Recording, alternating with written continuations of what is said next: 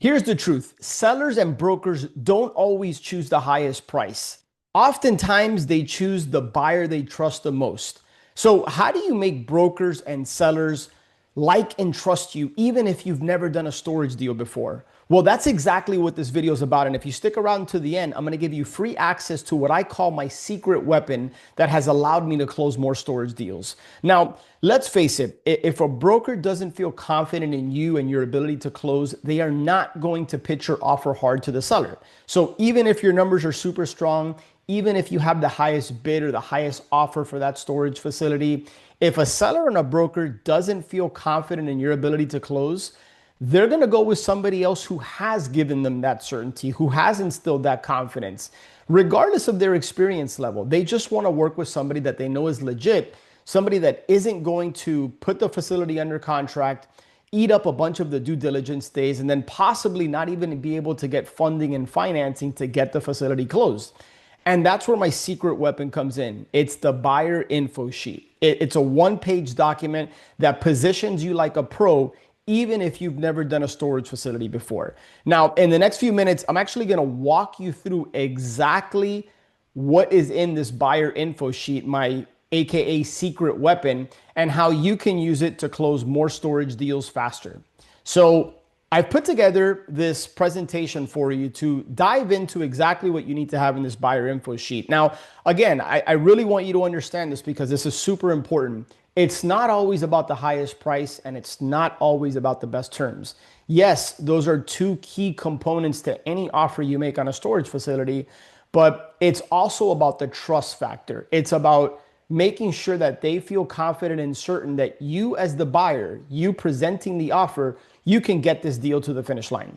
Now, it's not about when deals fail, it's not about the price or terms oftentimes. Sometimes it is, but it oftentimes goes to the ones who are able to position themselves not as experts, but as ones that are committed to get the deal done, right? Brokers have gatekeepers. And when brokers receive an offer, by law, they're supposed to represent and present that offer to the seller. And let's be honest, sometimes they just don't. And if they do, it's just in passing. Now, I can tell you from experience, having sold several storage facilities, that I have one-on-one conversations with my broker, and I'm not just looking at price and terms, but I'm asking my broker, tell me about the buyer. What experience do they have?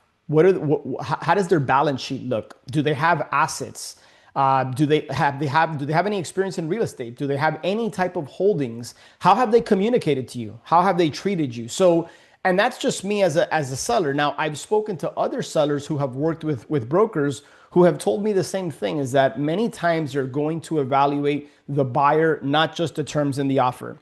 So certainty sells. You want to make sure that when you communicate with brokers, you're not just sending an offer, which by the way is what most people do, but you're sending an offer with your buyer info sheet. So what is a buyer info sheet? What is the secret weapon that I've alluded to a few times? Well, essentially look at it as a one-page document that establishes your credibility, right? This is what's going to separate you from other potential buyers out there. And this is a tool that can work whether you are an experienced pro and you've done hundreds of storage deals, right?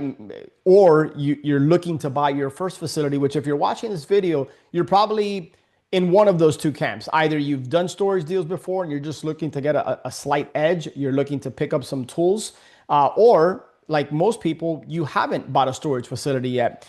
So don't feel that just because you lack experience, yours is not gonna be the winning bid, or you're not gonna buy that facility. Putting together a one-page buyer info sheet, essentially a credibility builder, is going to separate you from everybody else out there. Essentially, you're making the broker your ally so that when the broker goes back to the seller, they can not just sell your offer, but they can sell you. Let me share with you a super quick story. Just earlier this week, which was the inspiration behind this video, I had a conversation with a very well-known established storage broker who represents a lot of facilities and works for a lot of sellers. And we were actually talking because he's going to be coming into our Storage Wins community to really break down kind of the insider secrets, the things that most people don't know, and how a first-time storage buyer can position themselves and put themselves in the best possible light to be able to get a broker as their ally to sell them and to push their deal through. And one of the things we were talking about is the importance of this buyer info sheet, which he was telling me, to his surprise, most people don't do this.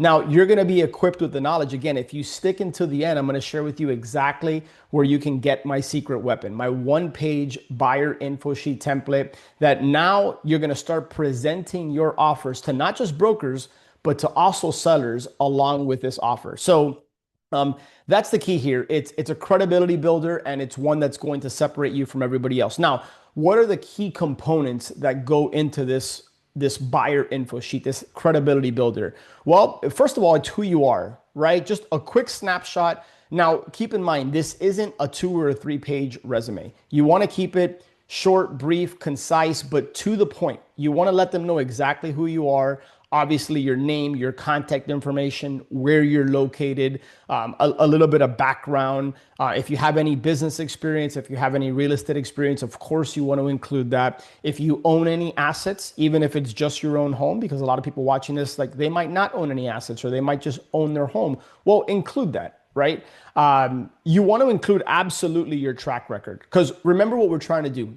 We're establishing credibility. So if you have any storage experience, you absolutely want to include that.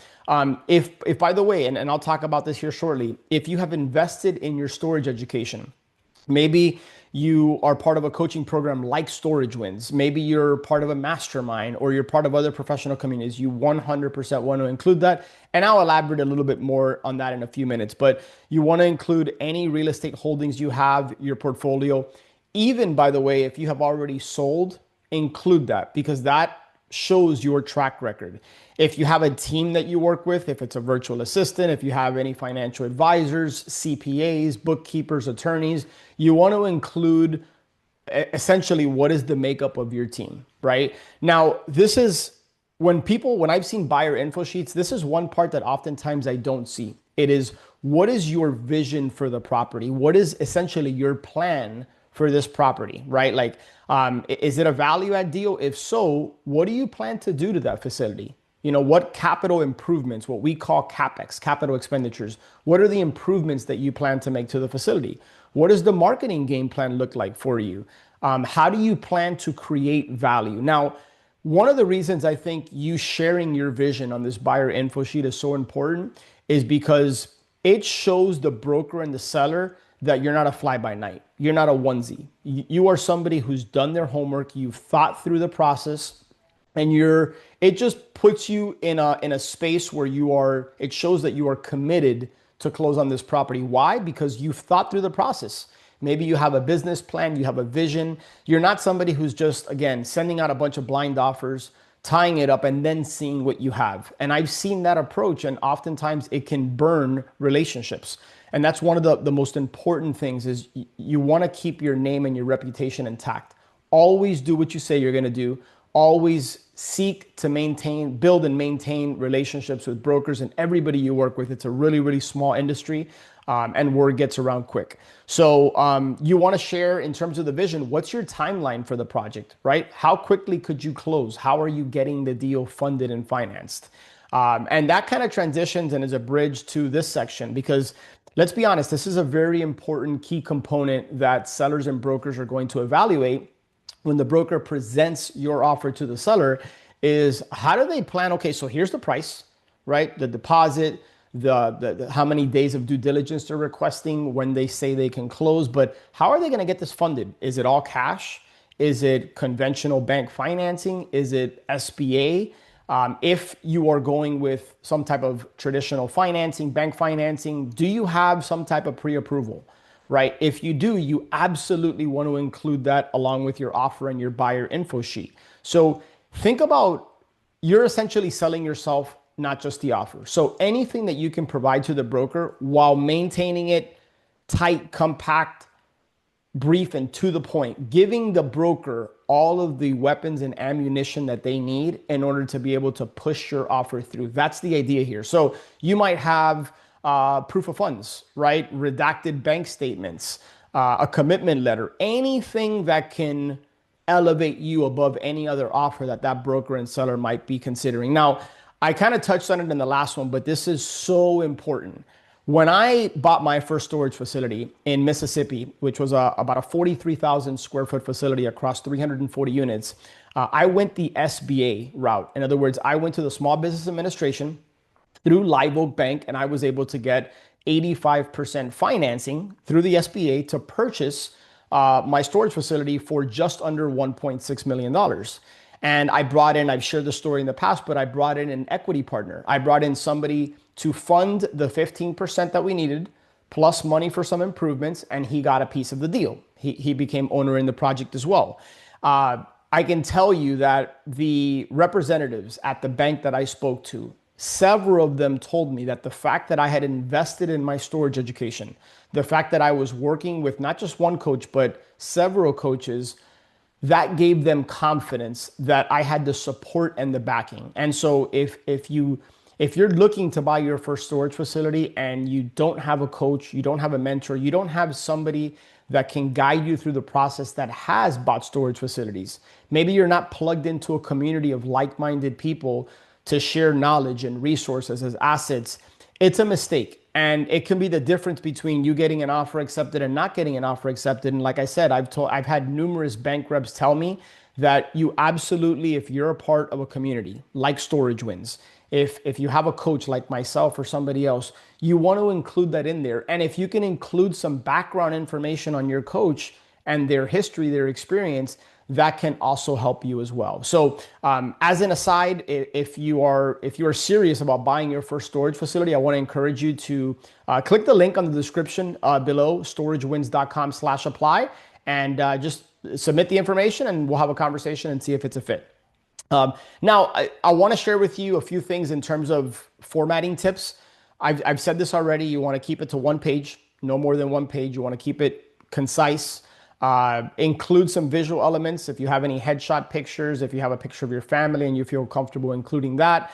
And then make sure that you audit your language. I've seen info sheets before that use soft or weak words like maybe or try. You don't want to do that. Remember why you're going to take the time to plug into my template, and I'll share with you in a few minutes of how you can get that to present with an offer.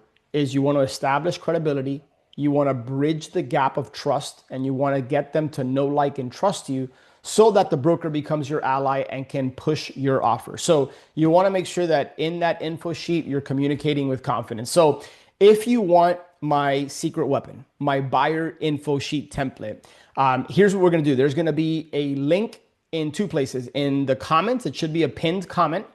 And then also in the description, there's going to be a link where you can download my one-page buyer info sheet, and then feel free to tweak and modify it to your liking, whatever that might look like for you. Also, a few resources I want to direct your attention to is we have a Facebook community, a free Facebook group that's all about self-storage. It's about buying self-storage. There's people in there that share resources, that ask questions, that present storage wholesale opportunities. And so I want to invite you to be a part of that. There's going to be a link in the description where you can click to join that community for free. And then again, if you are serious, if you're tired of chasing deals, or maybe you're stuck in a job that isn't doing it for you, I want to encourage you to check out our Storage Wins community. Click in the link in the description below, storagewins.com/apply, and I will connect with you on the next video.